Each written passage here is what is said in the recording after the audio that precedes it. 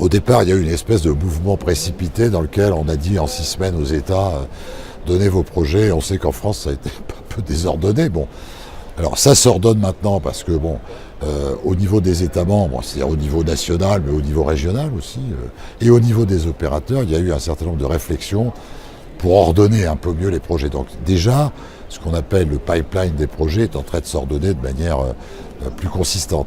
Et surtout, ce qui est encore plus intéressant, c'est qu'un certain nombre d'acteurs du secteur financier se sont manifestés pour participer au mécanisme.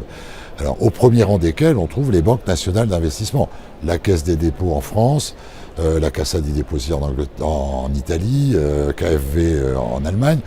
Chacune s'est engagée pour 8 milliards supplémentaires. Donc vous imaginez qu'on est déjà sur les promesses des banques d'investissement nationales, on est aux alentours de 30 milliards à peu près. Donc 30 milliards qui s'ajoutent aux 21, donc ça pourrait être considérable.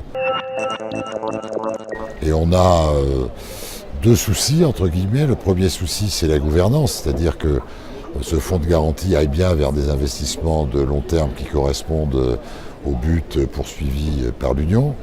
Et la deuxième chose, c'est que le fonds de garantie lui-même, c'est-à-dire les 8 milliards qui viennent poser sur la table, inspirer la confiance aux investisseurs, ces 8 milliards ne soient pas pris dans des fonds qui sont déjà dédiés à l'investissement, mais dédiés à des investissements d'intérêt public et qui sont plutôt d'ailleurs des subventions que des garanties d'emprunt.